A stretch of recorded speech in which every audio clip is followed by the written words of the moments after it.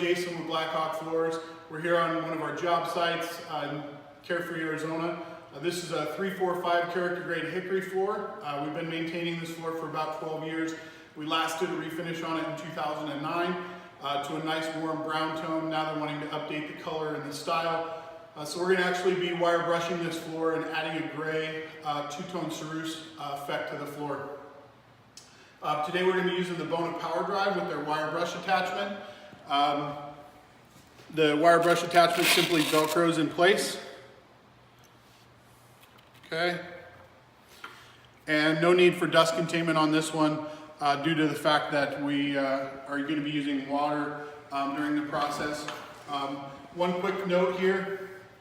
We've already wire brushed one section right over here. So a lot of these little dust balls that are coming off of here, just let those dry as they fall, and we'll talk about that, why we do that in a moment. But once this dries, they just pop right off there. They fall off pretty easily. So there's no sense and no need for you to try and keep these clean as you're working through the process. So we're going to go ahead and apply some water to this floor, and we're going to water pop it as we go. So you want quite a bit of water on there. Normally we would water pop a floor and then let it dry. This one we're going to water pop it, let it sit there for just a little bit, 10-15 seconds, and then we're going to go ahead and start using this wire brush machine. And you're going to see these little balls of wood paste start flying out, and that's okay. Leave those, that's normal. You want to make sure that the floor stays pretty moist with water while you're going through this process.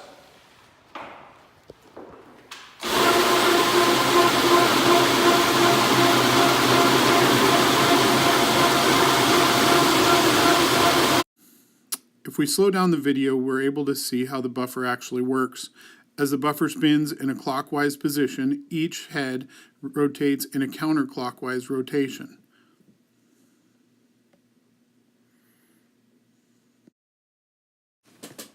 This is how we do the edges of our wire brush floor. First, we apply water with a rag. We don't need this section of the floor to be quite as wet as we do the field of the floor, as we're not going to be using the machine, which creates heat and dries the floor out as we work. Next, we'll take a steel wire brush and we will start removing the soft grain material. We almost always wire brush the field of the floor first, and then because we are using hand tools, we will come back and do all the edges. This allows us to blend the texture from the field to the edge.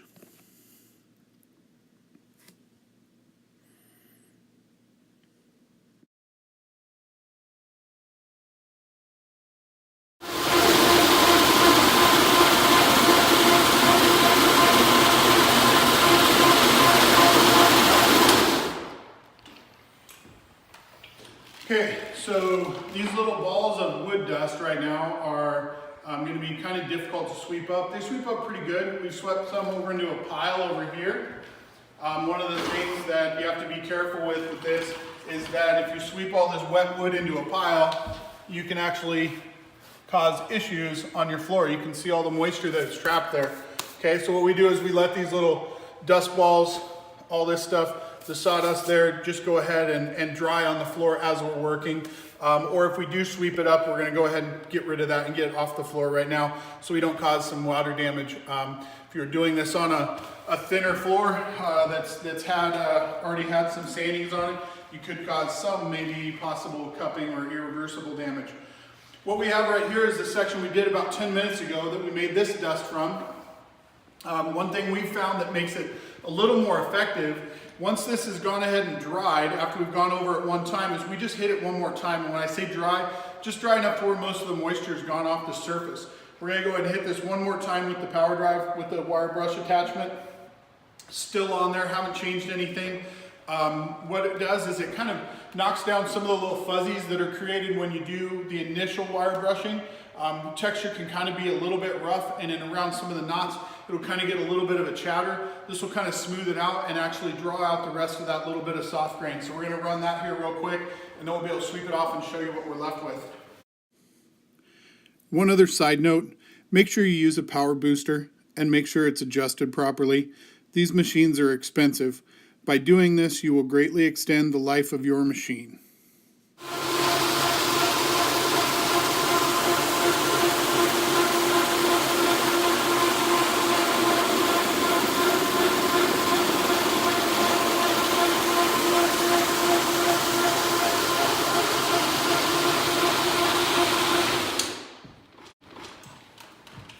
Brian, can you scoop that off?